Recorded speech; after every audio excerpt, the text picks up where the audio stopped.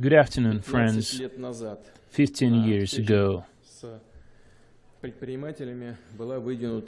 the idea to create an organization that would bring together dynamic small and medium-sized businesses was made at a meeting of businessmen. This was on October 16th, 2001, and on October 17th, the first Congress took place. In these 15 years, you have demonstrated that non-commodity businesses are the backbone of Russia's economy. You, all of you, started from scratch, started with small companies, and you achieved major progress. Today, your companies are no longer even medium-sized, they're effective, progressive, in certain instances, even major companies. Let me give you a few examples. The companies in business, Russia created over 1 million jobs, hundreds of millions of rubles in taxes at different levels. Your export capacities are also growing. Companies in business, Russia, export their products to 120 countries around the world, and of course, you have not exhausted your potential yet. I'm confident that non-commodity companies can play a leading role on the market in the new technology age. So we expect that your model and the Agency for Technological Development that was created upon your request will prove efficient. This will make our companies more competitive. Our value chains will strengthen. Partnership between Russian companies and international companies. Business contacts play an important role in expanding Russia's cooperation with other countries. I would like to take this opportunity to thank Business Russia for making a major contribution to developing the so-called business diplomacy. I'd like to mention one more point. Business reputation is once again an important asset of Russian businessmen. And this is very important. Your charitable activities, your charitable projects, important educational and social initiatives are also important. Friends, colleagues, Russian companies have demonstrated that they can be responsible and patriotic. Many of you care not only about your personal achievements, even though this is important as well, but it is also important to work for the benefit of Russia. Successful businessmen are the driving force behind important transformation. 5 years ago, Business Russia launched the National Entrepreneurial Initiative. Together with other business associations and the Strategic Initiative Agency, you were able to change many laws, make necessary amendments, and we see more and more people, including at the federal government level, who work directly with business circles. I would ask the government to continue their dialogue with the business community. This applies to law enforcement agencies as well. You know that we've set up a working group at the federal level to monitor law enforcement practice with companies.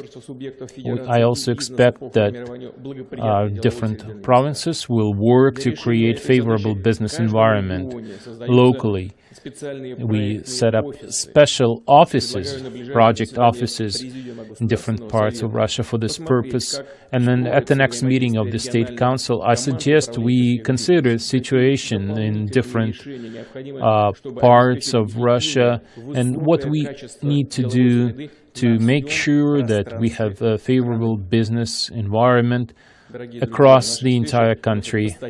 Friends, we regularly meet and we have an open dialogue with you. We are able to resolve many of the issues that we face today.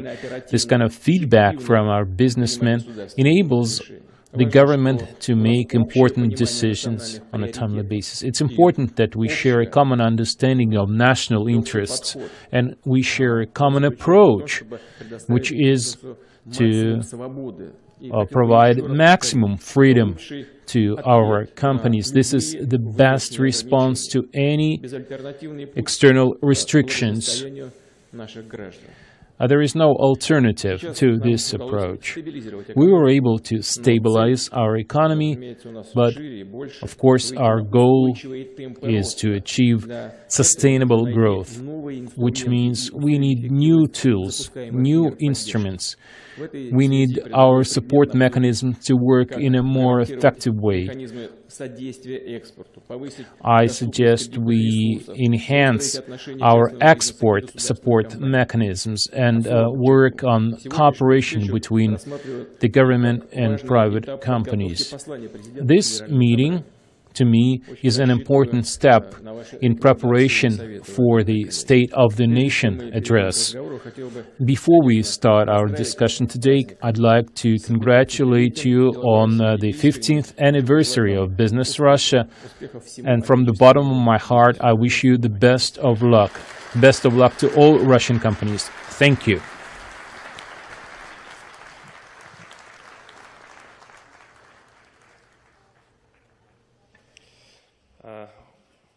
Уважаемый Владимир Владимирович, спасибо за теплые слова и высокую оценку российского бизнеса и деловой России. Действительно, за 15 лет мы объединили тысячи сильных, небезразличных предпринимателей, которые вложили и душу, и все свои силы для того, чтобы создать сильные российские предприятия. На пути были сложности. Какие-то барьеры сохраняются до сегодняшнего момента, но это не мешает нашим амбициям двигать российские компании вперед, потому что мы верим, что сильная экономика России – это залог силы России, а мы свою страну очень любим. Владимир Ильич, мы сегодня действительно хотим поговорить в первую очередь о успехах и перспективах, потому что это юбилейный съезд, формат праздничный, но не обойдем вниманием и трудности, а также способы их преодоления. Возможности, причем для роста экономики, о котором вы говорите, мы видим не только в устойчивом развитии самих компаний, компаний деловой России, но и в усилении кооперации, взаимодействия между компаниями. Это вполне часто случается в бизнесе, что 1+1 – это не 2, а 3, а то и 4. И, может быть, нам это и нужно. Это важно в этом смысле, кто продает, а кто покупает. It's important who is the buyer and who is the seller, for example. Главное, кто бы ни продавал, кто бы ни покупал, чтобы на пользу России и чтобы налоги уплачены. Владимир Ильич, часто препятствием для взаимодействия является не вполне достаток информации о компаниях, а также не слишком высокий уровень доверия между компаниями. Поэтому в деловой России попытались создать такой портал взаимодействия между компаниями. Мы его так назвали по-смешному, по-мультяшному «Облако доверия». И тем не менее, это очень серьезный проект для нас. Я хотел бы сейчас на нашем юбилейном съезде вам представить этот проект. Коллеги, прошу запустить интерактивную презентацию, и потом сразу из нее мы выйдем на вопросы и на конкретный диалог с предпринимателями.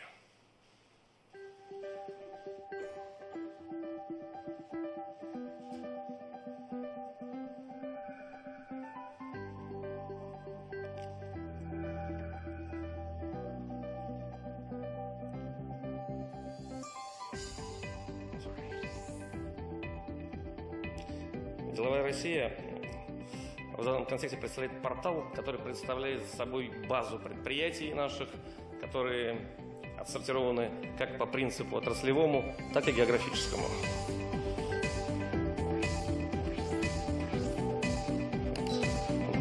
Для каждого предприятия, где бы оно ни находилось, с создается определенный профайл, визитная карточка, которая рассказывает о деятельности предприятия, о его успехах, руководстве предприятия. С помощью портала компании могут не только получить всю необходимую информацию о сервисах, которые представляет компания, но и понять, что о нас думают наши коллеги-предприниматели. Что делает система? Система анализирует информацию и предлагает варианты кооперации, кто с кем работает. Очень важный элемент. Аккумулировать вопросы и запросы бизнеса, в каком бы регионе он ни находился, это задача исполкома Деловой России. И поэтому система предусматривает интерактивное общение с исполкомом. Предприниматель оставляет свой запрос, а исполком либо решает его самостоятельно, либо направляет в соответствующие органы исполнительной власти. С учетом того, что у нас сегодня присутствуют члены правительства, главы субъектов Российской Федерации, я думаю, что, может быть, какие-то вопросы мы сможем решить прямо здесь, на месте. Судя по тому, что Алексей начал со своей компании AirFarm, мы все-таки продаем, а не покупаем. Talk about selling, not buying today. Ну, тогда дважды два это точно не меньше 5. This means 2 plus 2 will definitely be at least 5. Цены будут меньше 2, а налоги больше 5. Prices will be under 2. Знаете, девиз Деловой России с самого начала был «Страна живет, когда работают заводы». Our slogan is we need our factories running, and factories need equipment. So let's start talking about equipment, okay? СТАН – крупнейший отечественный станкостроительный кластер, объединяющий ведущие российские станкостроительные предприятия, располагает собственными специализированными конструкторскими подразделениями, технологическими и инжиниринговыми центрами, центрами обучения и сервисными службами, позволяет реализовывать полное создание и providing the full cycle for machinery manufacturing companies.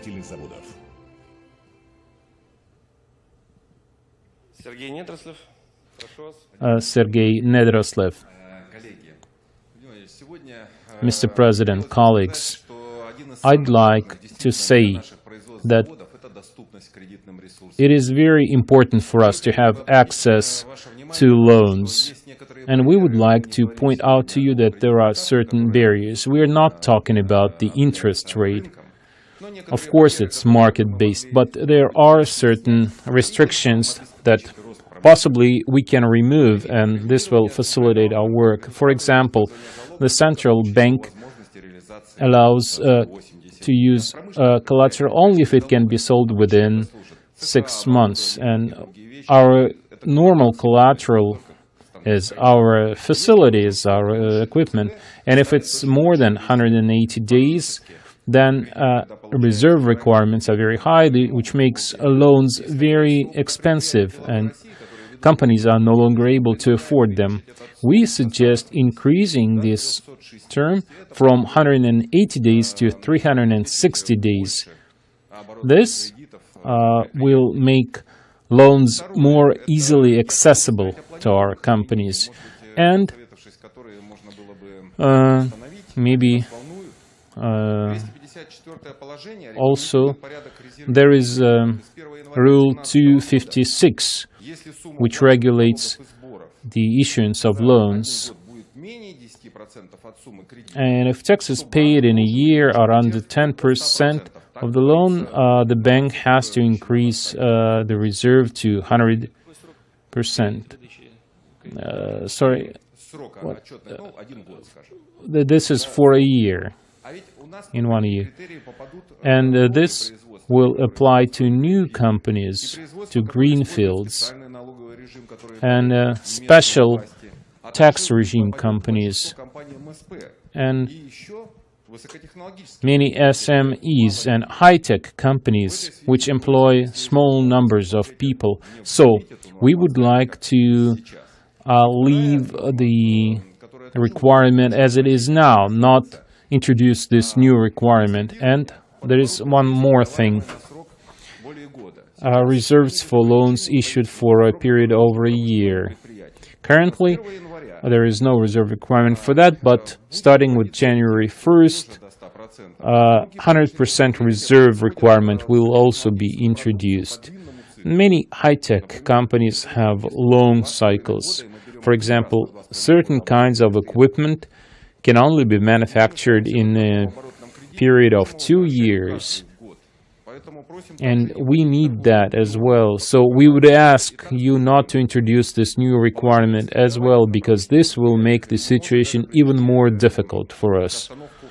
And this may even cause production to slow down or even stop. Well, Ms. Nabiulin is present here with us. I think she can explain her position. As we know, the central bank works based on existing laws, the central bank bill, and other government agencies cannot interfere with the central bank activities, but still we regularly meet together and we discuss our current affairs, and we can discuss these issues as well. As for reserve requirements, you mentioned periods over a year. Of course, this is a restriction, this is a limitation. I don't know if they're well-founded. The central bank can provide their reasons for it. And whether it is necessary or not, we need to talk to the regulator. But considering that interest rates are quite high at the moment, this is an additional restriction which will not help achieve the goal I mentioned, achieving economic growth. Of course, there may be reasons. The regulator may have their own reasons. I guess we'll have to ask Ms. Nabiulina to explain the situation to us. And you also had this question.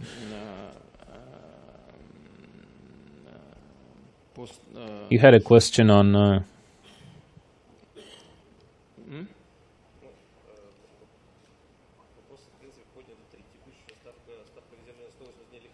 the reserve requirements for the period of 180 days. Again, yeah, I kind of agree, I kind of lean towards your position. I think this may not be enough, but actually the central bank is considering the possibility of increasing this period. We will talk to Ms. Nabiulina about this as well. And the third question was extending... No, at the beginning they mentioned that 10% of taxes. Otherwise, they go to a different category. Okay, as far as this situation is concerned, I guess I know why the central bank does what it does. They are concerned with the viability of the company taking a loan. If in 1 year this company did not pay enough taxes, the question is how do they work and whether they are able to repay the loan. I think this is why they introduced this new requirement. And frankly, I share their concerns. I think we should be more careful with these matters, and we need to protect our economic system against bubbles like Freddie Mae, or what is the name of those companies in the US, when the regulators did not pay enough attention to such companies, and eventually this resulted in the mortgage crisis and eventually in the economic crisis. I'd like to mention one more point to you. We agree with what the central bank does to improve the situation on the market, but with greenfields and small companies, as for greenfields, their credit history is perfect, it's ideal, and we can make exception for those companies as well as for some other companies that enjoy special regimes. All right, on the first question, it is true that we intend to change this regulation. We will increase the period from 180 days to 270 days, not 360 yet, but at least it will be 270. And we published the draft of this new regulation on our website, and I believe we will soon make this change. The second question was concerning credit risks, and Mr. Putin is perfectly right. If a company doesn't pay taxes, most probably this company is not actually engaged in proper economic activities. But I agree, on the other hand, that if such a company should have certain tax benefits, we will take this into consideration. We'll make a few exceptions. We just want to be sure that this company really operates, really works. And the third question, we will consider this situation. But you're talking about a time period of more than 1 year. This looks more like an investment to me, but we'll consider that. Quite often, 1 year is not enough for them. We'll take a look at that. We'll consider that. Thank you. Last year, you remember, we talked about our export a lot. So, our exporters, please, Argus export. Компания Argus Spectre – это 69 тысяч выпускаемых приборов в месяц, более 100 патентов, более 100 тысяч оснащенных объектов в России и за рубежом. Совместно с другими высокотехнологичными компаниями Argus Spectre реализовала масштабный проект по оснащению пожарных частей современными противопожарными технологиями в 900 городах России. По результатам проекта количество пострадавших от пожара в этих городах сократилось в 14 раз.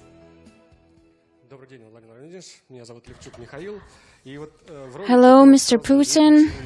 I am Levchuk Mikhail. So the video had two key aspects, 14 times, and then you had the image of the Big Ben. So 14 times, what does that mean? Our group enabled our firefighters and gave them new equipment, so we're very proud of the projects we implemented inside the country. And now we understand that we need to export and we need to compete in the international economic arena. We are very grateful for your support, for the support from governmental bodies.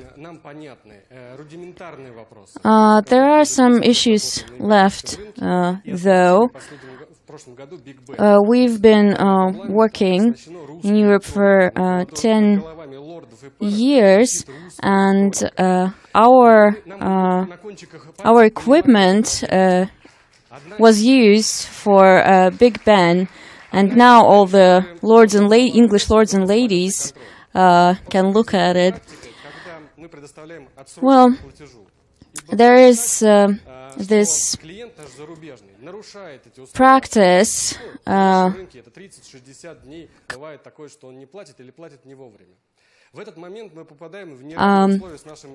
It's about currency control. Sometimes our clients don't pay for 30, 60 days, and for them,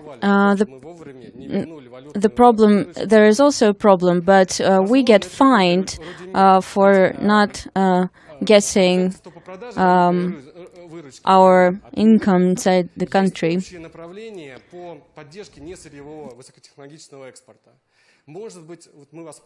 There is a program to support the high-tech exports, and we would like to ask you that you change or mitigate, alleviate these norms for us? I don't actually see any difference between commodity companies and non-commodity companies. But we understand that this requirement was introduced in order to protect the government's interests. The government needs to make sure it gets revenues from exports, and we know there is a lot of abuse in this area.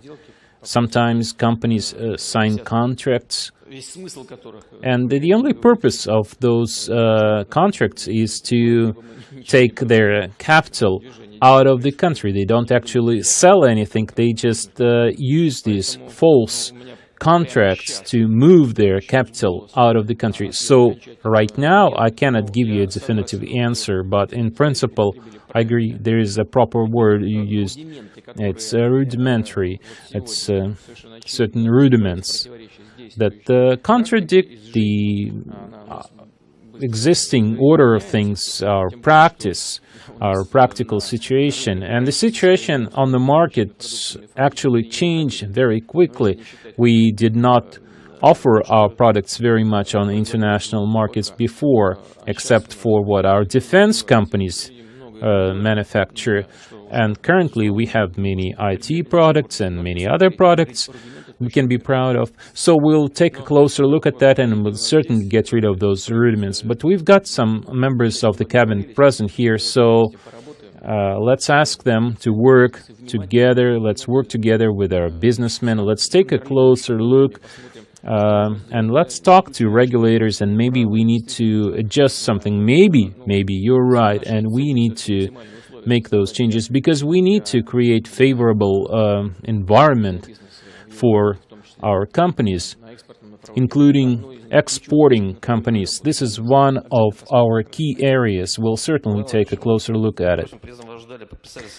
Mr. Putin, before you arrived, we signed an agreement to look at what kind of problems our exporting companies have with customs and etc. So maybe that will help us in our future work. So another thing is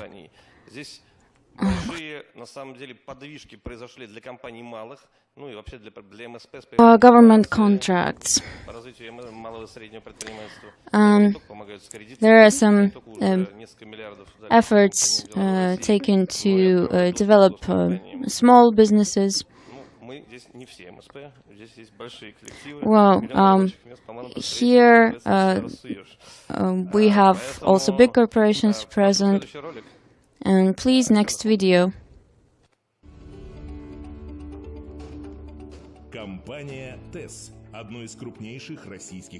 TES is one of the biggest Russian companies providing a wide range of services with electrical grids, electric power lines, design and construction of energy facilities, working together with electrical manufacturers around the world.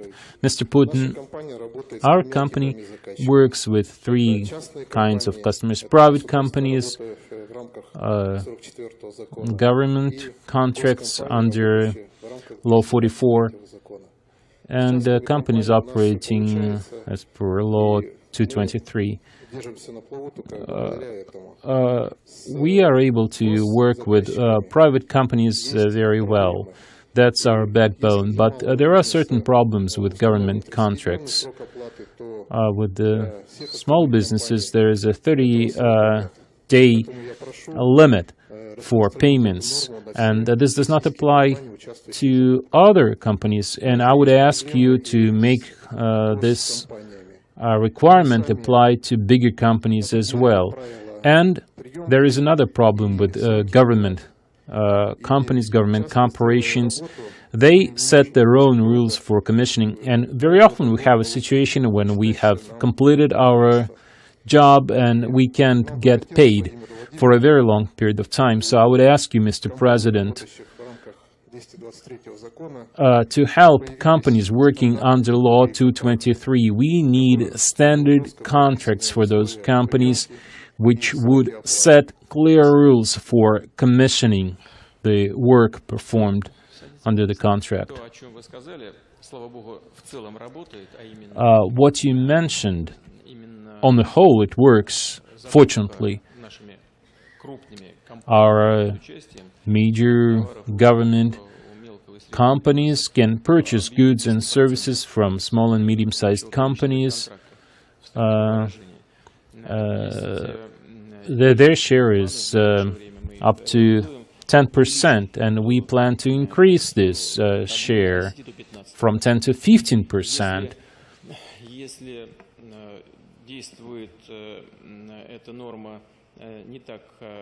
If this requirement does not work as efficiently as we would want it to, I share your concerns.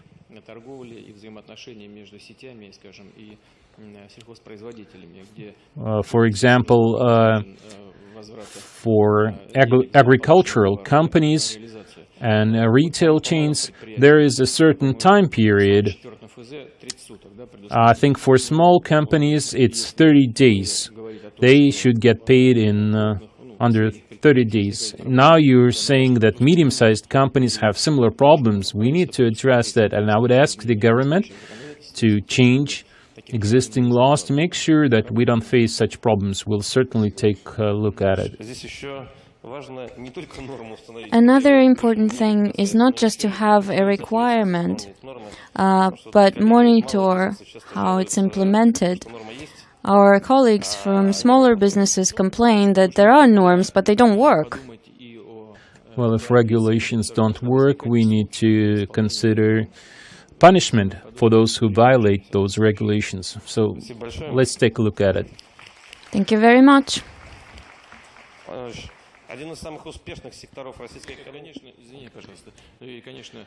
I'm sorry. Of course, on the whole, big companies are able to operate and comply with these requirements, and you said that basically you're able to survive largely because of those contracts. I may be wrong with figures, but I think their share is very big, and they really support small and medium-sized companies through those contracts. Of course, we will improve those mechanisms.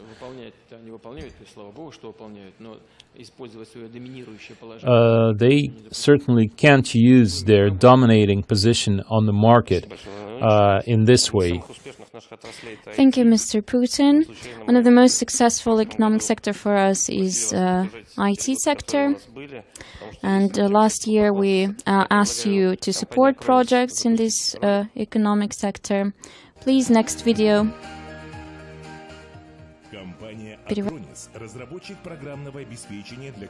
Acronis is an IT company that produces software for corporates and private clients. It now has over 500,000 clients in many countries. It works with Japan Corporation, Post of Russia, Deutsche Bank, etc. It also cooperates closely with leading Russian universities. Mr. Putin, dear colleagues, I am Stanislav Protasov, and I would like to ask you the following question.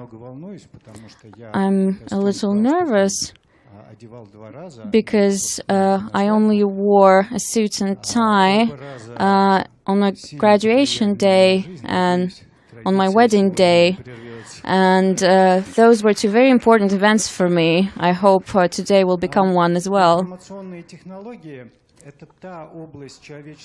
IT is the sphere where human capital is the main capital. 80% of our spending and our success are our programmers. And Russian programmers' ability to design new software and instead of the foreign software depends on how many programmers we have in our country.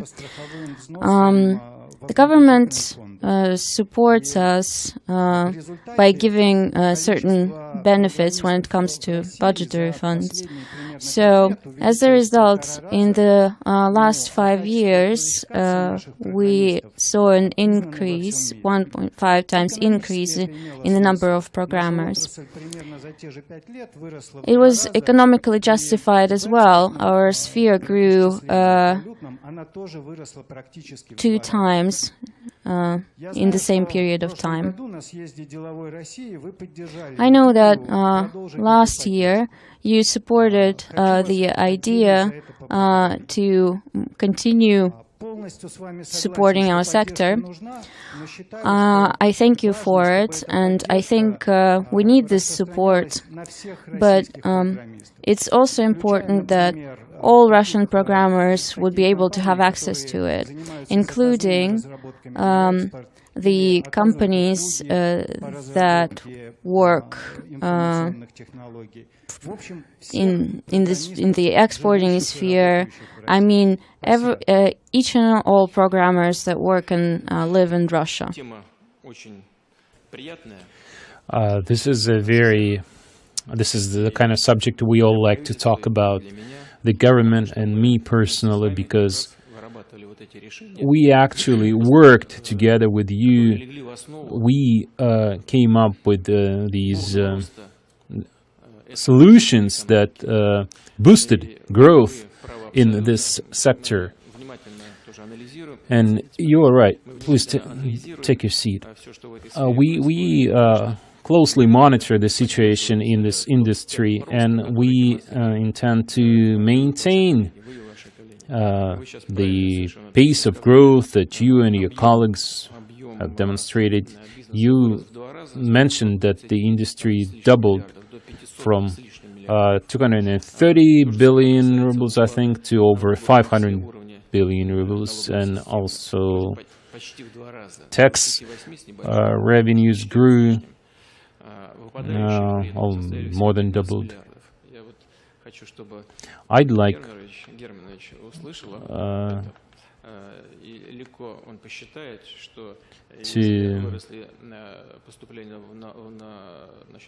if we got more taxes, if taxes grew from 240 to 508, on the whole, this means that the government got more than 10 billion rubles.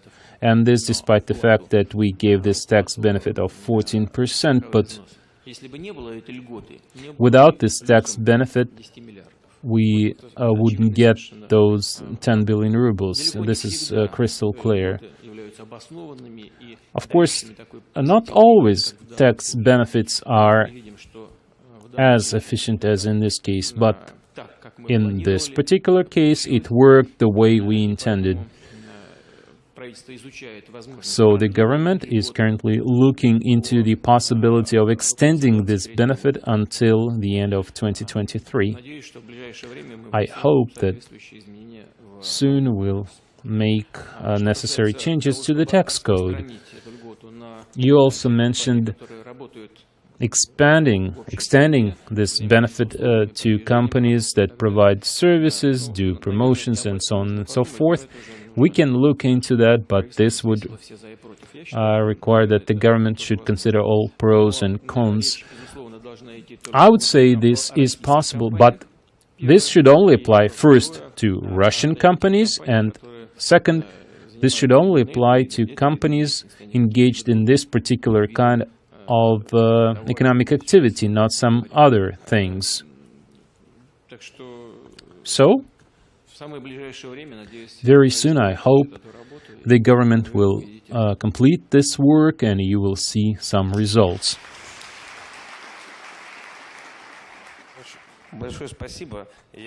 Thank you. I also hope that Russian programmers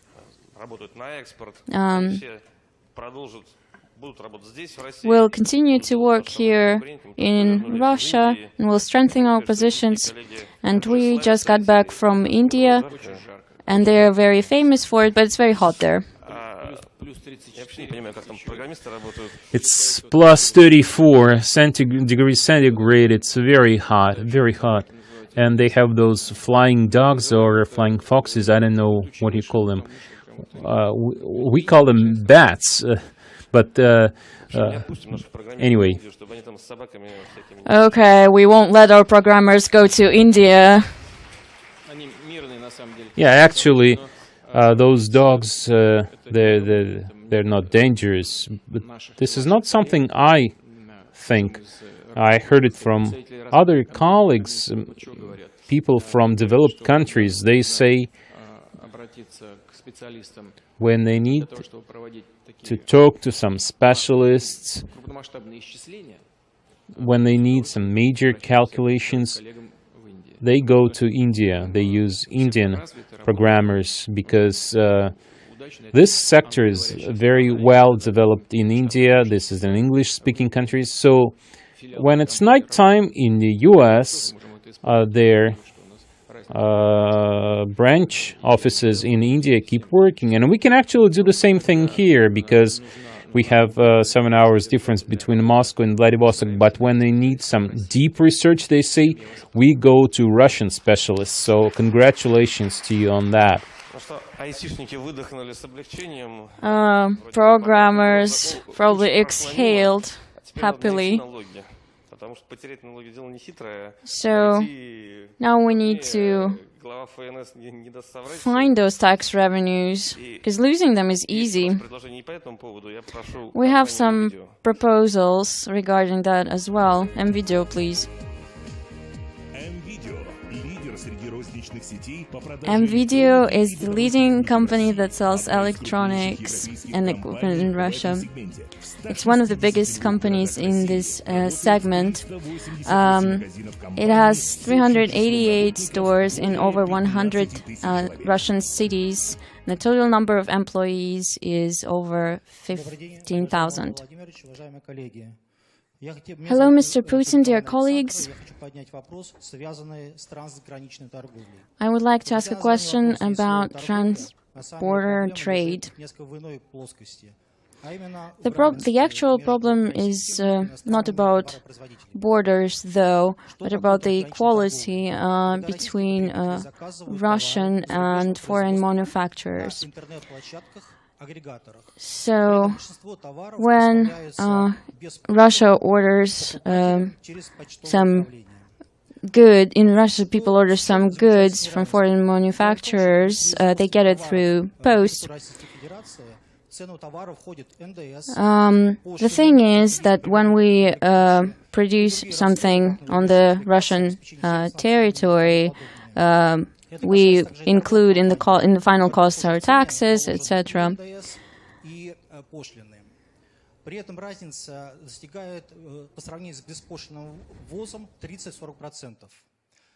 The difference in the end is about 30–40%.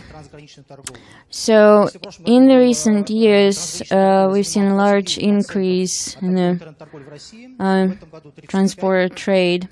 This year is 35%.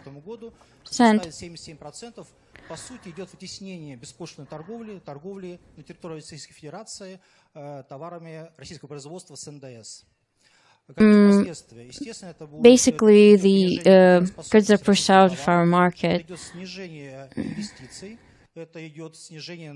What we're seeing is smaller investments, smaller tax revenues, and fewer jobs. Other countries are facing a similar problem as well. Our government is working on this problem, but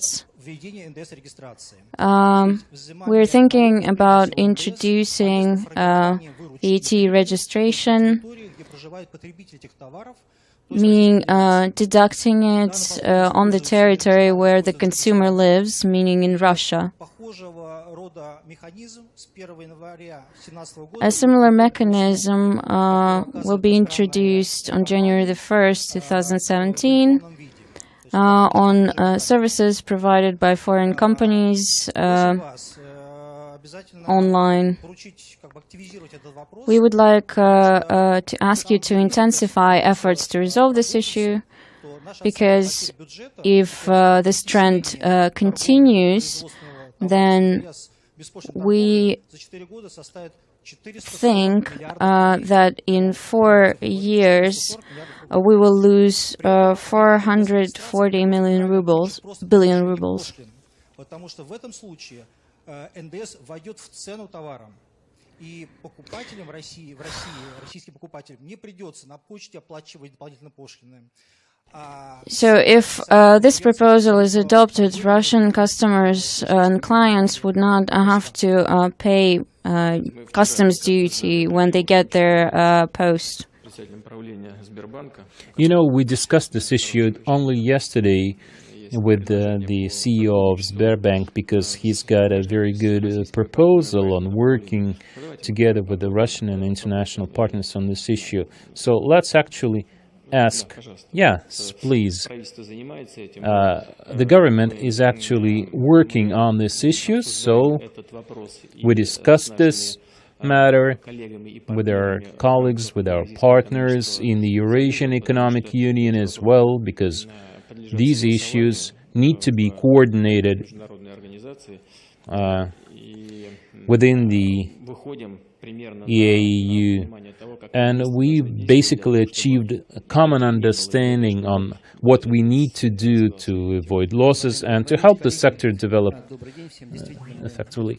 Yes, we discussed this issue quite a lot, and just recently we had a meeting where we got into all the details of this issue. There are two aspects here. On the one hand, the Eurasian Economic Union has certain agreements on customs regulations. There is a limit of $1,000, and if this product costs more than $1,000, then the certain customs tariffs will apply. But the system doesn't work. There is no level playing field for domestic and international manufacturers, and we see this boom of cross-border trade. What our colleague has just suggested, introducing VAT registration, which will apply to websites selling products. There are certain things we need to consider here. First of all, the proper way to administrate this at the customs offices. Maybe the websites, online stores should do this themselves, or we can use the Russian Post mail service, because most of the payments go through the mail service. So we asked the finance ministry to consider the best way to administrate this. And the second aspect is, you said that we need to coordinate this with our partners in the EAEU. If we only make this change in Russia, there will be certain loopholes, and people will order things through other EAEU countries. In Belarus, the limit is 400. It's different from Russia, so people will just go through Belarus instead. Right. But as a first step, we can make necessary changes in Russia only, without coordinating it with other EAEU members. And there is another approach we can use. We can reduce this limit, but there is a certain risk involved here. $1,000 It's just a small number of people who buy things, expensive things like that. And if we reduce this limit, there will be millions of people ordering things online. So the government is against reducing this limit before we have a proper payment system in place.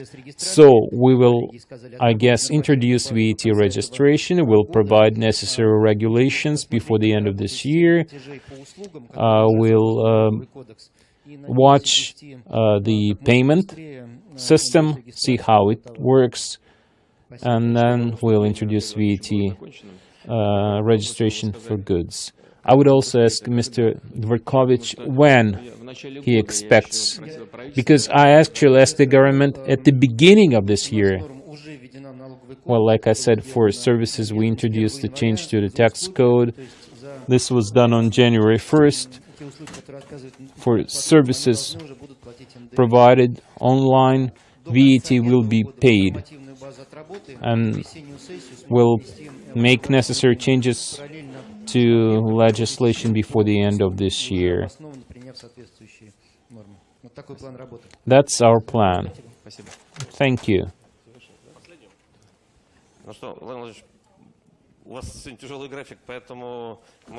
So, Mr. Putin, you have a busy schedule today, so let's give the floor to our final member with an intervention. So I'd like to give the floor to Yakutia, to Frida Kabasova. Let's watch the video.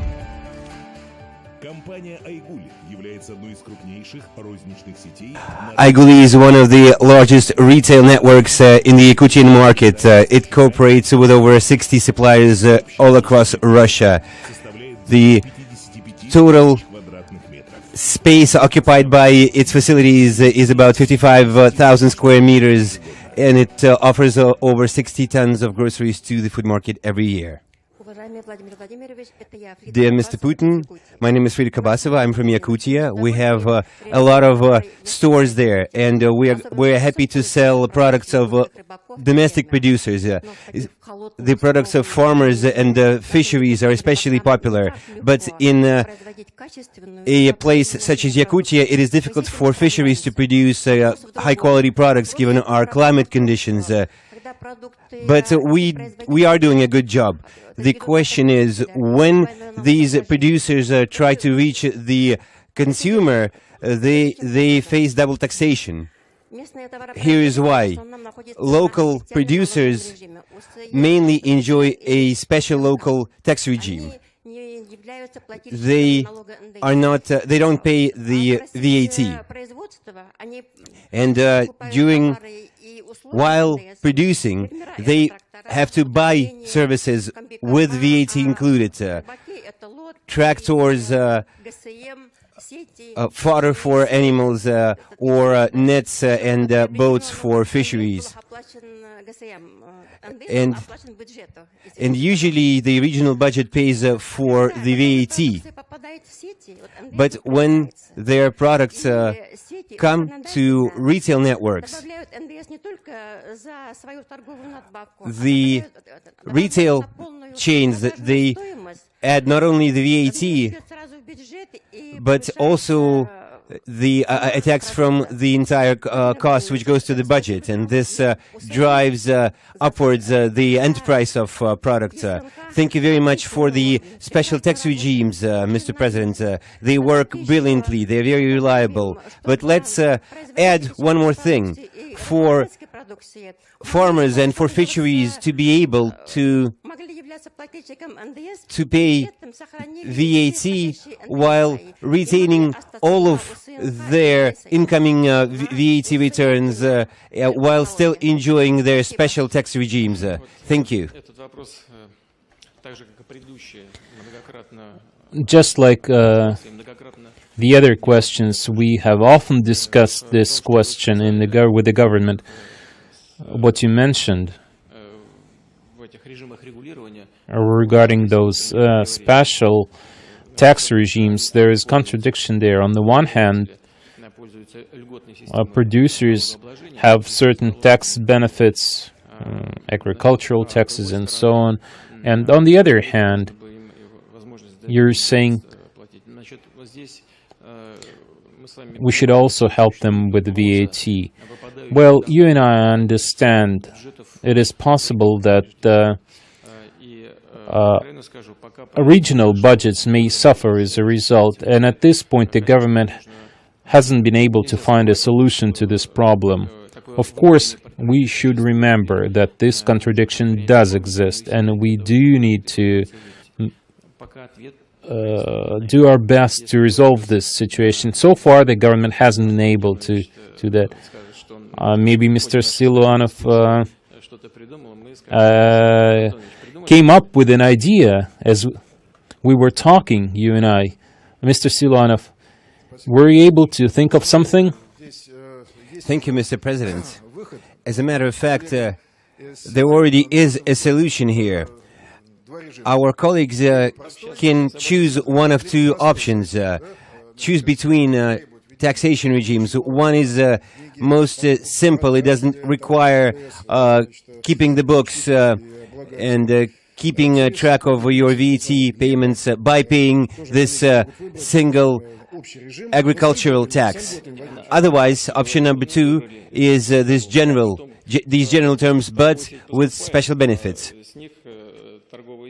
See, they use this single agricultural tax, and then when they go to a retail chain, they have to pay extra because of VAT requirements. For them to be more competitive when they come to retail chains, they can choose general terms of taxation, but it still has tax benefits because their profit tax is zero. And they can also negotiate with with regional governments to enjoy benefits and breaks from local taxes. So that could be a solution. So if an agricultural company works with large retail chains and it finds it's more profitable for itself, more economical to use general terms of taxation, you can also talk to regional governments for them to give you tax breaks as regards local taxation. So there is a choice between the two options. You're free to choose. We did this on purpose along this single agricultural tax because it's the most simple. It doesn't require keeping your books. Yes, of course, we all know about that, and we are all grateful to you for that. But they say this is not enough because there is this contradiction. There is double taxation. Well, then you can choose general terms of taxation with zero profit tax, but with property tax, correct? Well, yes, and you have to work with regional governments to get the tax breaks for property tax.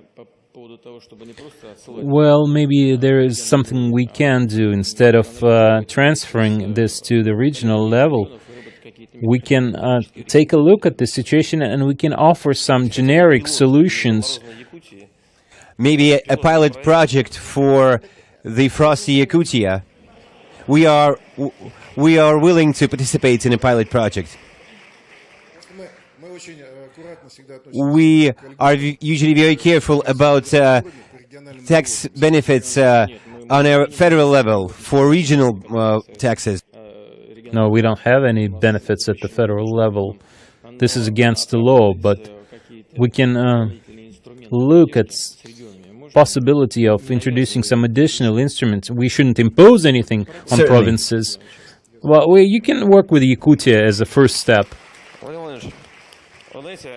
Mr. Putin, you know, every time you come to Business Russia, there is a signal sent to the business community. Do what you do. No sanctions are really a threat to us. We will muddle through and everybody will envy us. Agricultural producers say they're afraid of sanctions being lifted. We won't let that happen. All right. I wish you constructive work. I have to go on to the next part of my schedule for today, and my colleagues from the Russian government will stay here with you. Oh, actually, you are going with me. And we're going and we'll discuss your proposals with the central bank. Thank you very much. Congratulations on the 15th anniversary.